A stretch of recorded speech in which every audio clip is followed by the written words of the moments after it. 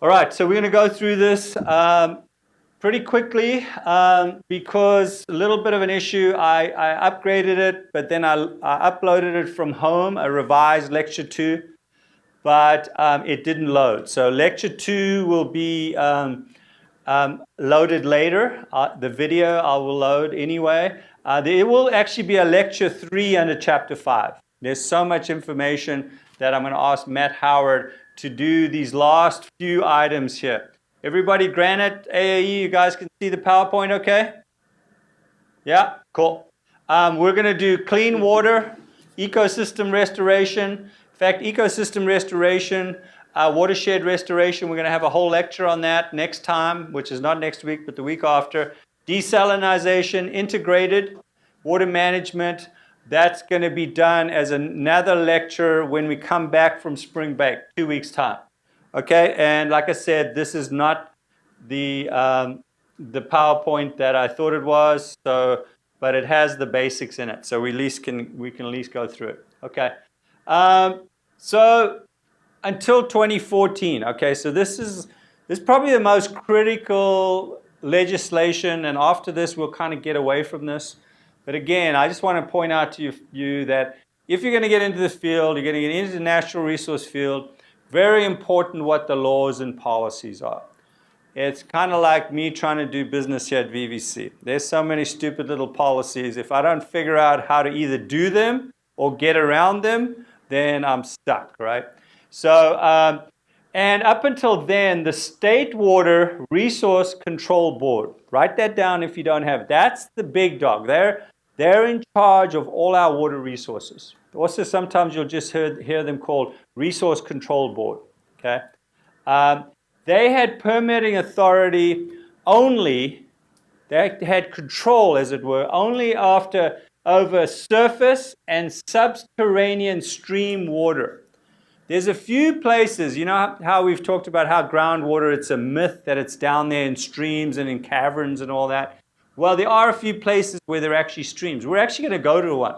We're going to go to Cadiz, out in the desert, where the water down there is actually in subterranean caves, limestone caves. If you guys have ever heard about Cancun and the whole Yucatan Peninsula, they've got a whole underground water system there. It's an aquifer, but it's literally in caves. And when I was there, I actually got to go down into one of those caves. It was really cool. That's what, but after 2014, for the reasons we're going to talk about in a moment, up till then, they didn't have any authority over groundwater. If you had the land on top, if you had a special deal going, you could pump as much groundwater as you liked. The state had no authority. And so then we're going to talk about, this is the key piece of legislation. I've said this several times. I'm going to say it again. The Sustainable Groundwater Management Act. What's the shortening for that, Luis? Sustainable Groundwater Management Act. When people talk about it in the industry, what do they say? They call it SIGMA. Okay? SIGMA came along. People in California, think tanks, most important piece of legislation come along for a long time. Okay, for the state of California in general, of any legislation. Okay, and so from there, now they can now have authority over groundwater. Okay, and we're going to see what that looks like. Okay, so what they did is they said, we're going to divide the state up into these groundwater basins, right? We had already done this because of the adjudication, so we know where our groundwater basins are, and ours are all under Mojave Water Agency already. So they are going to designate where these groundwater basins are. They're normally between valleys, big open areas, and maybe there's a little rise over here, and there's another one next door. Technically, where we are here, there's 3 main groundwater basins. There's one over in Lucerne Valley. Not technically, actually, for fact. And that's kind of separate. It connects a little bit. There's the one where we are going all the way down to Newberry Springs, the big one. And then there's the one out beyond Baldy Mesa, out towards, towards LA County. Okay? El Mirage, Dry Lake Bed. Okay? Mojave Water Agency serves already as this local groundwater sustainability agency, a GSA. But under the Groundwater Sustainability Act, all groundwater basins, as they've defined them, are going to have one of these agencies that's in charge of managing the groundwater. And guess what? Managing it how? What do you think? Sustainable groundwater management, what's the clue? Whoa, good stuff, yeah. Sustainably. And so that means if we pull too much water out, what are we going to have to do? What's that other word? The one with the R. Recharge. Thank you. So we're going to have to recharge it, okay? And they will intervene. Resource Control Board now has ways, fining, twisting people's arms, so that if these groundwater agencies don't manage it properly. And the first step is the medium and high priority basins, they pick these out, and there's a lovely little map in your book of the ones in red and orange. Those are the ones, those groundwater basins are critical. In other words, they're in overdraft. In fact, the little map showed you what the overdraft was in 1 year, 2016, 2017, somewhere in there. And some of them were going down as much as 10 acre feet, over 10 acre feet in 1 year. I got a little bit of shock last week. I turned on my pump and I went to go work on building a barn that I'm building. And I was listening. I'm off the grid, so I have to run it with a generator. And you get tuned into this stuff. And I heard the generator suddenly go slower. Wasn't pulling as much power. So I went back over the pump, and the pump had stopped pumping. The trip switch has pushed, had flipped. My pump is about 500 feet deep. I mean, think about that. That's really deep. And so now I'm in like outright panic, right? This is big bucks, big bucks. So we got the friends from Mojave Water Agency, Brian Hammer and some of the other folks. Actually, Matt Howard, who helps teach this class, his crew came out. They measured the water. The water is at 479 feet. Cool thing was, now things start to look better. Now, and then I looked up the log, and the well is 554. So I've got about 70 feet there. If the pump, possibly what we think is the pump is set too high, it has to go down. But in relation to this, the cool news was we found out that in 8 years, my water had only dropped 8 feet. And we've had pretty much here in the desert, last 8 years, guys, let me just tell you, it's been flat out drought. Okay? People forgot about the drought last year, but for locally, still straight up drought. This year especially, we're at 3.5, 4 inches. We should be at 8 inches by now, minimum. Okay? So it's a historical, it's controversial, it's opposed by the farmers. Granite Hills, why do you think the Groundwater Sustainable Act would be opposed by the farmers? Why do farmers not like this? Somebody coming up to answer? I thought it. So go ahead, Enrique. Oh, I was just turning off the privacy button, but I'd say probably because it's in their interest to take out as much water like from groundwater reserves so that they can feed their crops. Exactly. Yeah, that's exactly what it is. It's that simple. What happened recently when they can't get water from any of the statewide projects, the Central Valley Project, let's say, if they're in the southern Central Valley, San Joaquin Valley, they just turned on their pumps in the old days. And if their pump ran dry, these guys have big bucks. And the big controversy up there is they would just sink a deeper well.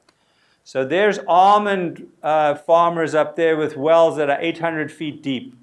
And then the local guy, let's say he's a little farmer, a little person living there, has a well. Guess what? You're out of luck because yours is only 400 feet deep. And that's originally why I bought in this valley where I live out towards Lucerne Valley. It's because it's a big watershed. So I was hoping that this was true. Of course, when the well actually goes dry, all that goes out the window and you're just in flat out panic anyway, right? All right, so groundwater storage, okay? we need to start thinking about how to store groundwater. And guess what? The best place to store groundwater is back in the groundwater, right? Back there. So there's several places we could do this, and we'll get to this a little bit later, but the reason they chose to keep the State Water Project to come through this valley was we have this groundwater basin here is ideal for storing large amounts of groundwater, okay? That was one of the ideas. If we've got extra water coming down the State Water Project that doesn't happen too much at the moment, they could put it in the ground. This was a long-term solution, okay? Why is it better to store it in a underground rather than in a lake? Well, evaporative loss, right? Lake Havasu, they estimate, I've heard figures where Lake Havasu loses 25% of its volume every year from evaporation. So this is massive amounts. So the whole Colorado River of those 3, 4 big lakes going way up where it goes up to Lake Powell, that thing that looks like an ocean if you've ever flown over the top of it, it just goes on forever, is not the best way to store water. And we'll also look later in a little bit in this lecture that dams have some serious issues, right? So we'll be talking about dams at the end of it. It's less vulnerable to pollution, right? Somebody is fracking, there's a spill of some kind, there's agricultural runoff, there's a sewage or septic spill. You've got the ground to clean it up before it gets down there. And or locally, if it goes in the right place, it's never going to even reach the ground because locally, there are only certain places where it'll actually infiltrate all the way to the groundwater, okay? The Oro Grande Wash, it's a big, what's called an alluvial fan, goes up to rightward, is the best area. The riverbed itself is the next best area, as we talked about on that field trip, okay? So it reduces needs for dams and canals because guess what? If you store it right where you need it, like we're very organized locally. That was the R-Cube project we went to on our last field trip, right? That's what that's about. Store it right where you need it. Now I don't have to transport it somewhere, right? Okay. It's a local solution storage at point of use, so that's kind of a continuation of the last one, vis-a-vis the Mojave Basin and the R-Cube project. Restore, reuse, and something is what the name of that project is we visited, where we went to the operations center up there. That's all about recharge, okay, called R-Cube. Okay, so groundwater storage. The state recognized that storage in general was really important. So they issued this massive $2.7 billion bond. I think it was end of 2014, maybe 2015, does it say up there? And that was all for water storage, right? And related things. And it could be either storage above ground in dams, or it could be below the surface. And you submit, the way this works is you're an agency like us, the Resource Conservation District, and we have a project, or Mojave Water Agency. You submit it, and then there's a board of people that decide if your proposal. It's like a grant. You basically have to submit a grant to get that money. Okay? So that's a really important, but the point that was interesting in the book is groundwater storage is 7 times more efficient. You lose less, it works better, 7 times more efficient than surface water storage. So that's really significant. We know we have to store water for a rainy day, as it were, but it's much better to do it under the ground as groundwater, okay? The Kern Water Bank case study near Bakersfield. This is a 19,000 acres near Bakersfield. I've been wanting to visit this forever, where they said, okay, we're going to designate this area as a groundwater storage area. And it was originally part of the State Water Project. When they put in all the aqueducts like ours, California Aqueduct, was part of that. Later it was exchanged with the Kern County Water Agency, so a local agency. And then it was resold to a private corporation. And this is where it kind of starts getting controversial because people, myself included, believe that water is something that is for everyone. We need to be very careful when we privatize it and make money out of it, because it's our most essential resource of all, right? And they can store 1 million acre feet. That's a huge amount of water, right? And they can extract 250,000 acre feet. They have 80 extraction wells. So it's like a big water farm, right? They recharge there, put water in the ground there from the State Water Project. So it must be right along the California aqueduct as we are. And then they pull it out as needed, right? And it's benefited habitat and restored farmland and upland native habitat. And it's also made these folks a bunch of money. It's very, very lucrative, okay? And we're going to talk just in a moment about a local project that could make some local people a lot of money, okay? In 2014, there was litigation about the project, and they rejected the 2010 EIR. So what does an EIR stand for? Very important. Under the Endangered Species Act, which Endangered Species Act covers more things than you think, it's an environmental impact report. So whenever you're going to put in a big project, you have to do an EIR. Many people with your kind of training, if you move forward with this is all they do. So they work for consultants, they work for agencies, they prepare environmental impact report. Well, their 2010 EIR was turned down. These things cost thousands, sometimes hundreds of thousands of dollars to produce. You've got to study the ecosystem, you've got to study the water supply, all sorts of things, all right? And so, again, this water bank is controversial, and it comes under pressure because people, for whatever reason, don't think that it works well. I don't know the reasons exactly in this case, but we will be talking about the next one, which is Cadiz. Okay? Cadiz is a little town on Route 66, about 60 miles, 50, 60 miles this side of, on the 40, not Blythe, but Needles. This side of Needles. And we'll be going there. That's our last stop on our field trip. And it's a private water bank, okay? It was originally conceived to store surplus Colorado River water.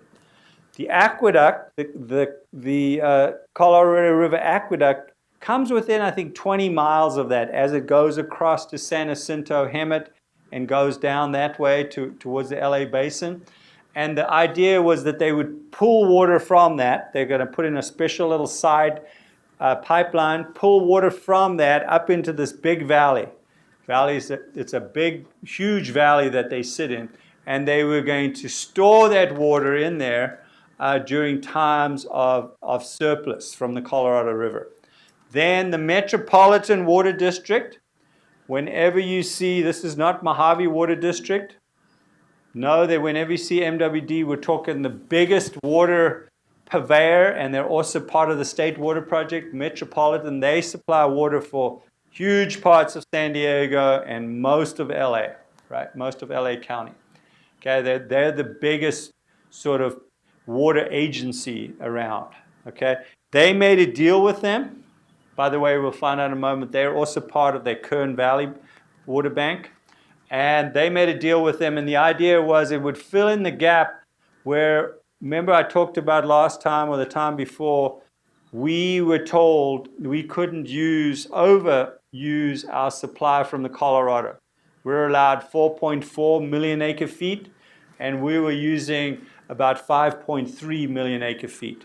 About 2 years ago, maybe 3 years ago now, they said, no, that has to stop. So this was a project of how do we balance that, right? Well, if we take water in times of surplus, we can store it underground, and it's like this big lake. It's a bank for other times, right? So there were concerns, there still are, about overproduction and mining of the groundwater. There's natural groundwater there sitting in these limestone caves.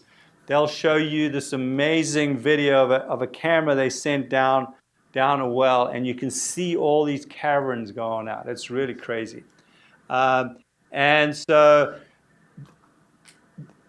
people that don't trust this or believe in this say, well, they've got all these, they've got the production wells there to pull out. They got the big places where the little lakes where they do the recharge, let it infiltrate. They've got all that. Well, what if they mined, instead of using water that was naturally coming into their watershed, what if they were actually going to mine the groundwater? In other words, they were just going to use up the groundwater. Well, that was a big problem before, but now guess what? Sustainable Groundwater Management Act, SGMA, they can't do that anyway. So that, to me, I've always thought that this was a very viable project. But now, to me, it definitely is, because that is a serious concern, right? One problem is if you overmine it, it's a very interesting area. Right next to it is, below it, is a salt pan. And they actually do salt mining there. They actually take that very salty water, put it out on the surface, let it evaporate, and they actually mine salts and other minerals there, right off the top of the lake bed. And that would infiltrate, just like seawater. If I've stuck all the fresh water out here, upstream a little bit, then that water could infiltrate in, right? Does it make sense? Kind of get that? Same as we have with ocean, that ocean infiltration we talked the other day.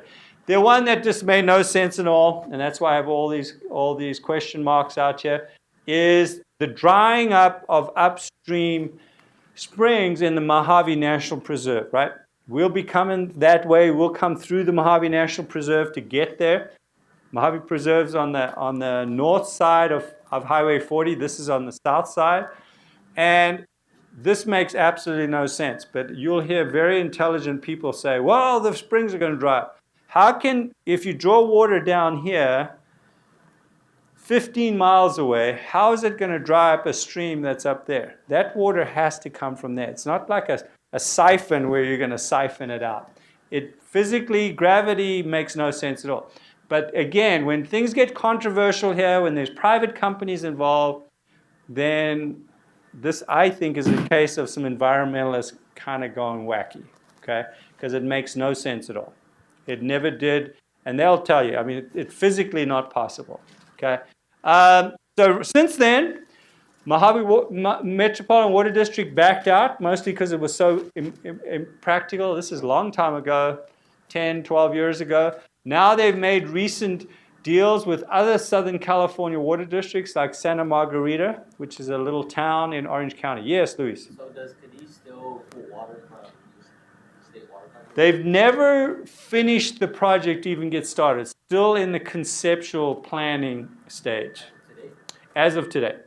I don't think they've even built that tunnel to come back. Because unless they can sell the water, you're not going to spend all that money to do it, right? Unless the project's going to go. So no, it's on hold right now, and it has been ever since we've been going out there for the last 15 years at least. Yeah, they are doing agriculture there, and the agriculture is kind of a front that they're kind of doing something. So they're growing lemons, they're growing grapes, and stuff like that. It's fairly decent-sized agricultural area, but that's just a sideline to kind of, I think that's for tax purposes that they're doing something agricultural. But that everyone knows, they know, they don't try to hide it. They are a water banking private company. Okay, quickly, changing gears, dams and reservoirs. That's our traditional storage option, and California is dammed out, right? It's, yeah, I won't swear, but it's a mess, right? It's a damn mess. A DAM mess, right? Okay, Proposition 1 supports dams. You can go up to 50% of the project cost, build a new dam, and the remaining is matching funds. Matching funds, if I'm an agency, I can get 50% from Proposition 1, and 50% has to come out of my own pocket. Highly controversial and inefficient, dams and reservoirs. And we'll find out in a moment, there's just nowhere else to do it anymore. Nobody wants a dam in their backyard, just as the same as nobody wants a solid waste dump in their backyard. Nobody wants a big, nasty, ugly, renewable energy solar project in their backyard. Okay, so why is it so controversial? talked a lot about this. Fish habitat and ecology, right? Um, just having a dam there not only destroys that canyon that it's in, it also changes the water dynamics. It provides a barrier for the fish. I'm not going to get into this. Water temperatures change, so we don't get the right temperatures for the spawning and the egg hatching. Hydropower, we talked about, that's a big plus with these things. But since then, it's become really hard for any hydropower facilities to become relicensed, to renew their licenses, because the commission, FERC, Federal Energy Regulation Commission, requires now that you have to do studies on the effects on the ecology and the salmon and what the historic patterns were and all of that. And we've got political groups and others like Cal Trout that are challenging these things and saying, do you really need that little dam there just because it's for hydropower? We're suggesting that you actually take it out. Okay? So there's lots of little dams as well as the really big. Flooding of canyons destroys large amounts of ecological diversity. Vulnerability is silting up. This is huge, right? The river comes, especially in the Colorado, comes down, it's loaded with silt and sand, and when it stops, it drops that, and it starts silting up the dam. Okay? I was at one in Ojai where you could literally walk up, and the dam wall was just about this high because you could just walk around. It was silted up completely, and the dam wall itself was probably 150 feet tall. So the whole thing was silted up. It's worthless. It becomes an earthquake hazard at that point, right? If earthquake hits that thing and a mud flow, that could all rush down on, in this case, a bunch of people that live below it. Vulnerable to silting up, vulnerable to earthquakes. Okay? New dam construction, the era has ended. Nobody wants these things. They're very extremely expensive. In the old days, there was a lot of pressure from government folks and all of that, and from people like the Army Corps of Engineers to make these big new dams. It was cool, is what we did. It's how we built our water system. That's not there. The public desire to get these done is not there anymore. Okay. So last major dam in Southern California is Diamond Valley near San Jacinto. It's actually an off-river dam. It's actually just in a canyon, and they pipe the water to it. We'll talk about those in a moment. New dam proposed in the San Joaquin Valley called the Temperance Flat Dam would help restoration and rewatering of the upper San Joaquin River. Talked several times about the San Joaquin River that goes south from the delta is just a trickle. It's basically dried up. Okay, so new dam construction, off-stream dams. You pick a good canyon, with a dam. We used to build them at home in South Africa. You have to find a place where it is a good place to put the wall. It has to be nice and narrow. You don't want a wall that goes a mile wide for a dam that's only a mile wide, right? So you want a nice canyon where you can find a tight canyon at the front of it that you can dam up. And then in this case, they bring the water to it. In the case of Diamond Valley, there's a 12-mile tunnel. That's going up, but the water comes from the Colorado River, comes from the Colorado River Aqueduct. Remember I said that actually comes under the San Jacinto Mountains. It comes into Diamond Valley, they store it, an off-stream dam, and then from there, the Metropolitan Water District has a 12-mile tunnel that takes it over into Orange County and back up into LA. Okay. Then there's another one proposed, this one right here, the NODOS, north of the Delta, off-stream storage. That's one they're working on. Raising existing dam walls. So another option would be, we got a dam, very functional, very important ones like Lake Shasta Dam. Why not just raise the wall so we can store more water? Okay. And of course, that's an issue because if you raise the wall, you're going to flood more of the canyon behind the dam. Okay, and now we talked last lecture about the Wild and Scenic Rivers Act, right? As you can't just do that anymore because if that part of the river's above Shasta, I'm not sure what river that is, then then you've got a problem because you can't legally do that because it's now a wilderness area. You can't flood it. Yes. Am I good? I'm good. I'm happy. Oh, what happened to my? I was gonna say. Oh. It just looks really strange. Yeah, something happened. We lost our. I can see your face. See, are we still recording? Okay. Be kind of a weird part in the recording, but we'll keep going here. What's the problem? When they checked out. There we go. Now we're back. Okay. All right. So thanks for pointing that. Okay. So we've got all kinds of ecological parts again. And this didn't used to happen when they built these dams 50, 60 years ago. Nobody cared about the environment anyway, so it wasn't an issue.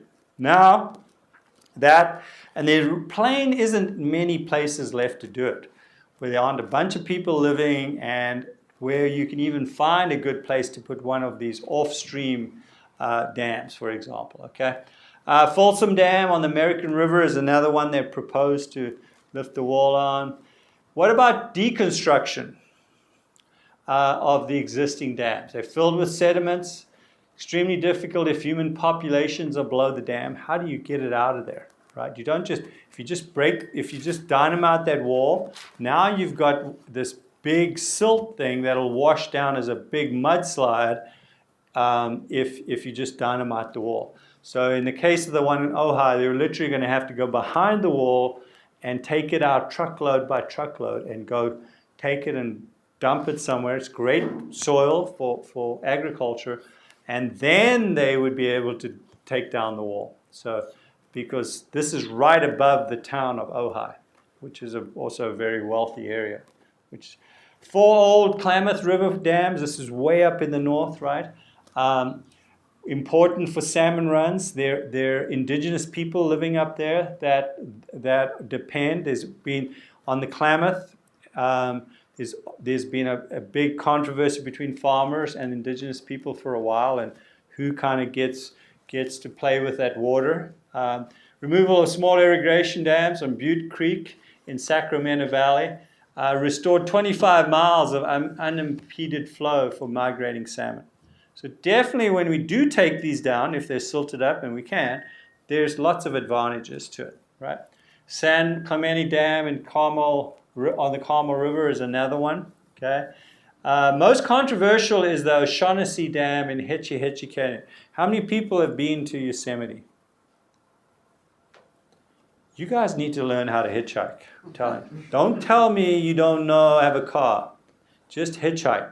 That's what I did. I got all around South Africa hitchhiking, right? And I was still in high school, right? I know it's a bit harder now, but I'm serious. You got to go there. I mean, we live in the most incredible place in the world. There's only one place nicer than this, and that's South Africa. Not bloody Australia. Everybody wants to go. Forget about it. This is it. It's unbelievable. So Mono Lake we talked about yesterday. I recorded that lecture for you yesterday, and Yosemite. But anyway, when they built the O'Shaughnessy Dam years ago for storage for San Francisco, it destroyed the same kind of canyon that is Yosemite. So you've got Yosemite up in the Sierras, 10 miles down, not even that maybe, is the O'Shaughnessy Dam, and the Hetchy, there's the name of the dam. There's a dam, I don't think it's O'Shaughnessy Dam, okay. And it destroyed this incredibly gorgeous canyon, you know, one of the, with the big rocks and everything that Yosemite, the massive cliffs and all that. It flooded it. Well, now there's a big push to take that out. And this time it's to restore that canyon. And so there's very little sediment buildup in it because it was very clean coming out of the mountains, not a bunch of sediment, sand and silt in it. And there's a huge controversy, a push to actually take out that dam, just to restore that canyon. Okay. Water is a commodity. So this is the last couple of slides. Every year, hundreds of water transfer occur within the state. Hundreds occur right here in this valley. Hesperia is buying water rights from let's say some little alfalfa farmer that was out here. They're buying water rights. They buy water rights from Summit Valley Ranch, right? Everybody's trading water rights, okay? And so water has become this commodity. People are buying and selling the right to have this water. Farmers are the primary source because that's when we put in all these facilities.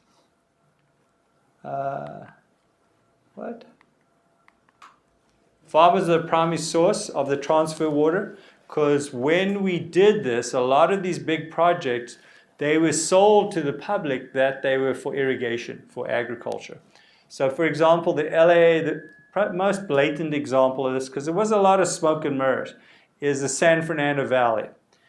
The LA aqueduct, the people of LA that funded that thing, coming out of the Owens River and stealing their water and all that, that was based on, that was going to be for agriculture, for the San Fernando Valley, right? How much agriculture is in the San Fernando Valley now? Yeah. Universal Studios and a bunch of people, right? But the primary ownership of their water to this day, if you look around there, if they haven't sold their water rights, would be those people that own those lands, those farmers that own the land. Same if you go out to the Imperial Valley. Same even locally, right? Local farmers like Jess Ranch that own water rights, that's worth a lot of money. Locally we call them water farmers now, because now they don't grow anything, they just sell their water rights to City of Hesperia, City of Victorville, people that need extra water, right? Buyers include other farmers, cities, and the environment. So some of the time the state will actually buy back the water to put back into a wetland or some use in the environment. In 1991, 92, 94, during the last extended drought, the government instituted the California Drought Water Bank. This wasn't a water bank like a groundwater bank we were talking about earlier. This was just like a bank, place that water could be bought and sold. So it basically became an exchange system, right, for buying water. What happens if you sell farm water, then obviously that land is fallowed. It's not planted anymore, okay? So we've got this real push and shove because do we need that for agricultural production? Ultimately, what we're going to see if we sell too much of the water is our food prices are going to go up, right? So yes, we grow a lot of crops that we aren't dependent on for our daily food, crop like almonds, but still that's an economic commodity, an economically sustainable part of California. Okay, a commodity, Metropolitan Water District, again, not Mojave, purchased Colorado River water from farmers in 2005. This is in the Imperial Valley over near Palm Springs and beyond that. One-time payments of $3,170 for each acre foot set aside, up to 3.6 million acre feet. Big money. We're paying locally. Last time I checked, I don't know if Luis has any information on this, but we're paying locally. The market here is about $7,000 an acre foot for 1 year lease. Okay, so it's big money. Our water has become pretty expensive. That's why you have people like Liberty and Golden State. Their water prices have gone way up. It's because they don't have a lot of water rights themselves. Those companies just, long time ago, no fault of their own, chose not to buy the water rights. They have to lease them year by year. And that's the main reason that they're more expensive than, say, City of Victorville. Okay? San Diego purchased Colorado water from Imperial Irrigation Water District. Imperial Irrigation Water District. Water districts are groups of farmers. They're farmer-owned. So that, again, is agriculture, farmers that own the water. Well, when San Diego takes the water, Salton Sea doesn't get as much water from ag runoff, right? So we talked about the Salton Sea and how that's a major environmental catastrophe in the making there unless we stabilize that, okay? Historically, Californians have not paid for water itself, but for storage, treatment, and delivery to the tap. That's historically. Now we're starting to pay for the water itself. Water is a necessity and its place in the free market is being tested. Okay? vis-a-vis private water purveyors in the high desert, right? So right here, last day we're going to have the lady from Liberty Water District come, but the backstory behind that, we've talked about it several times, is City of Apple Valley think they can do a better job than a private-owned multinational utility company called Liberty. If you go in Apple Valley, you'll see their trucks all over. It used to be Apple Valley Ranchos. They sold to this big corporation. City of Apple Valley believes that they can do a better job than Liberty. And that Liberty, what they sold to the public of Apple Valley, which I think was incorrect, personally, that Liberty was just basically overcharging and they were just basically taking advantage of the Apple Valley people. Well, she will explain to you, and you should ask her when she comes, how do we get a price increase? Well, to get a price increase on water, you have to go before the California Public Utilities Commission. It's a public entity that makes sure that people can't overcharge for basic utilities. So I would say, and having known people who worked there and the general manager since passed away for many years, being told by him, no, we just make a profit, just as the way that Apple Valley is going to have to make a profit. But we are not extending our rights, as it were. So there's this big controversy going on. Apple Valley is trying to take over Liberty, basically kind of a hostile takeover, eminent domain, because they're the city council, eminent domain where basically the government can come and just take your land or take something private. They're using that legal mechanism, and it's still in the courts. When they did this in Victorville, Victor Valley Water Agency took over by Victorville, the quality of the service went in the toilet, literally, and the price went up. So we've already seen this, not even that long ago, but most people, it was voted on at the last, as a proposition at the last election, and most people in Apple Valley voted for the Apple Valley to take over, because we all assume that corporations are here to rape and plunder, right? So it's an interesting controversy, but it's exactly this. My opinion is we shouldn't have private water purveyors in the first place. But now what do we do when we already have them, right? This is America. You just don't go to say something, like let's say Brian over there owns a water company. I can't just go to him and say, Brian, sorry. You're not allowed to own that water company anymore. This is not communism, guys. Well, I don't like that you don't have a choice. Wait. There's no other competing water company. Yes, you do have a choice, though. By the way. Drill your own well. You can drill your own well. Aside from that, there's no really. No, and that's true. No, so I agree with you. This is a bad, because it's an essential item, and you've got to have it, right? You don't get to say, water's too expensive, I'm not going to buy any of this. Or I'm going to go shop somewhere else. Yeah. But this is America, and we chose as a people to make this happen in the first place. So later on, I'm not for a city council coming along and taking it either. So, how long has Liberty? And I don't think that's wise. How long has Liberty been in Apple Valley? They've been here about a year. No, more than that. 2 or 3 years. Well, it was Ranchos. It was owned by Apple Valley Ranchos, local company. All the people, by the way, if you want to talk sustainability, all the people who work for Ranchos or Liberty are local people. So local people will end up losing their jobs, and I really object to that. Yes? I suppose we can wait for the representative to answer these questions. Yeah. But to your knowledge, is the City of Apple Valley's idea just to appropriate it as is and just change hats, or are they going to try and fire and reinstill their own personnel for it? Because it seems like that'd be a waste of time to rehire. You would hope that they didn't, but in most takeovers, a lot of changeover happens anyway. Right? Yeah, you can almost predict that there will be quite a bit of changeover, but hopefully not. That would be a major feather in their cap. Yeah. But again, this is just my personal opinion about it. So is Liberty overcharging for their water? No. Since they had to go present it to. I don't believe they are. As far as I know, I only have empirical evidence. I haven't gone through and looked at their books, neither has Apple Valley, by the way.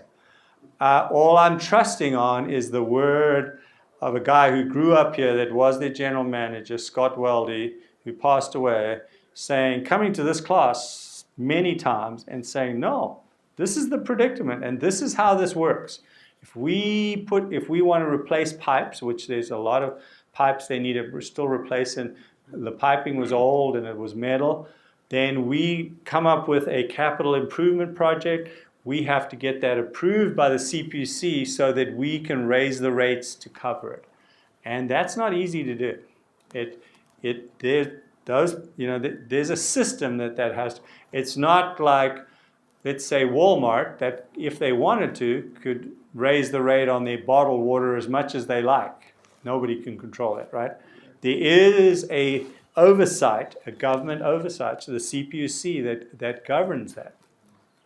And much as we all distrust the government, and especially I know your age, people distrust them even more than me. I'm getting a lot worse in my old age, recently especially, right, under the present folks. But I still believe this is America, land of freedom and integrity, and some of this stuff should work properly. And so when I'm told by the city of Apple Valley that these guys over here are a bunch of crooks, then I'm like, no, I don't think that's fair play. All right? Okay, cool. Any other quick questions? I think we're just about done anyway. Yeah. Are we still submitting our annotated bibliographies tonight? Yeah, hang on with that. Let me turn this off. Okay. Oh.